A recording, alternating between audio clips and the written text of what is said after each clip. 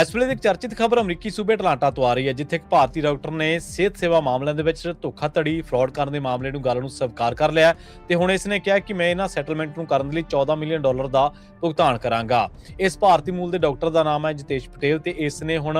ਇਹ ਗੱਲ ਮੰਨੀ ਹੈ ਕਿ ਉਹਨਾਂ ਨੇ ਸਿਹਤ ਸੇਵਾ ਦੇ ਮਾਮਲਿਆਂ ਦੇ ਵਿੱਚ ਕਈ ਥਾਵਾਂ ਦੇ ਉੱਤੇ ਠੱਗੀ ਮਾਰੀ ਹੈ, ਜਾਲੀ ਬਿੱਲ ਭੇਜੇ ਨੇ ਤੇ ਸਕੀਮਾਂ ਦਾ ਜਾਲੀ ਜਿਹੜਾ ਉਹ ਭੁਗਤਾਨ ਕਰਾ ਕੇ ਤੇ ਉਹਨੇ ਪੈਸੇ ਜਿਹੜੇ ਨੇ ਹੜੱਪ ਕੀਤੇ ਨੇ। ਅਸਲ ਦੇ ਵਿੱਚ ਐਡਵਾਂਸ ਯੂਰੋਲੋਜੀ ਜਿਹੜੀ ਕਿ ਉਹਦੀ ਅਟਲਾਂਟਾ ਸਥਿਤ ਹੈ, ਉਸ ਨੇ ਸਿਹਤ ਸੇਵਾ ਧੋਖਾਧੜੀ ਦੇ ਫੈਡਰਲ ਦੋਸ਼ਾਂ ਨੂੰ ਨਿਪਟਾਉਣ ਦੇ ਲਈ $14 ਮਿਲੀਅਨ ਦੇਣ ਦੀ ਜਿਹੜੀ ਸਹਿਮਤੀ ਉਹ ਜਤਾ ਦਿੱਤੀ ਹੈ। ਅਸਲ ਦੇ ਵਿੱਚ ਜਿਹੜਾ ਅਮਰੀਕੀ ਨਿਆਂ ਵਿਭਾਗ ਵੱਲੋਂ ਜਾਰੀ ਕੀਤਾ ਗਿਆ ਪ੍ਰੈਸ ਰਿਲੀਜ਼ ਆ, ਉਹਦੇ ਮੁਤਾਬਕ ਇਹ ਦੱਸਿਆ ਗਿਆ ਕਿ ਜਾਰਜੀਆ ਦੇ ਨਦਰਨ ਡਿਸਟ੍ਰਿਕਟ ਦੇ ਲਈ ਯੂਐਸ ਅਟਾਰਨੀ ਦਫ਼ਤਰ ਨੇ ਗੱਲ ਕਹੀ ਸੀ ਕਿ ਐਡਵਾਂਸ ਯੂਰੋਲੋਜੀ ਤੇ ਡਾਕਟਰ ਪਟੇਲ ਜਿਹੜੇ ਫਾਲਸ ਕਲੇਮਸ ਐਕਟ ਅਤੇ Georgia false Medicaid claims act ਦੀ ਉਲੰਘਣਾ ਕੀਤੀ ਹੈ